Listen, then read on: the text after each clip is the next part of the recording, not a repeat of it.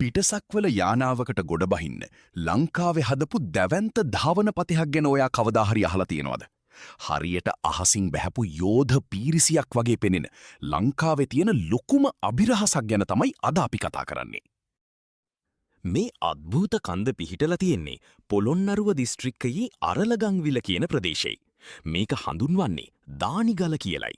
මේ කන්දේ තියෙන ලොකුම විශේෂත්වය තමයි අනිත් කඳු වගේ මුදුන උල් වෙලා නැතුව හරියටම රවුම් හැඩයකට සම්පූර්ණයෙන්ම සමතලාවට පිහිටලා තියෙන එක.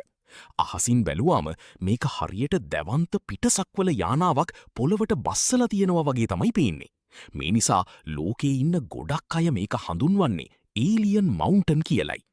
මේ කන්ද වටා තියෙන අභිරහස හැඩයට විතරක් සීමා වෙන්නේ නැහැ. මේ කන්දේ තියෙන සමහර ගල්ගුහා ඇතුලේ අදින් අවුරුදු දහස් ගානකට කලින් ඇඳපු අමුතුම විදිහේ සිතුවම් පෙට්‍රොග්ලිෆ්ස් හොයාගෙන තියෙනවා. මේ සිතුවම්වල තියෙන්නේ මිනිස්සු හරි සත්තු හරි නෙමෙයි, හරියට අභ්‍යවකාශයට සම්බන්ධ අමුතු සංකේත වගයක්. ඒ වගේම මේ ප්‍රදේශයේ ඉන්න ගම්වාසීන් රැට මේ කන්දට ඉහලින් අමුතු එළි යනවා දැකලා තියෙනවා කියලාත් කතාවක් තියෙනවා. පර්යේෂකයින් හොයාගෙන තියෙන විදිහට මේ කන්ද ආශ්‍රිතව අමුතු චුම්බක බලපෑමක් මැග්නෙටික් අනෝමලි තියෙනවා. සමහර තැන්වලදී මාලිමා යන්ත්‍ර සහ ඉලෙක්ට්‍රෝනික උපකරණ හරියට වැඩ කරන්නේ නැහැ.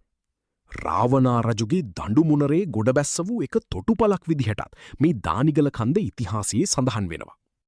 ඇත්තටම මේක පිටසක්වල ජීවීන්ගේ කඳවුරක්ද? නැත්නම් රාවණා රජුගේ තාක්ෂණයක්ද? ඔයාගේ අදහස කමෙන්ට් කරන්න. මේ වගේම අපේ රටේ සහ ලෝකයේ තියෙන නොදුටු රහස් ගැන කතා කරන විවිධ මාතෘකා අරගෙන අපි ඉස්සරහටත් එනවා.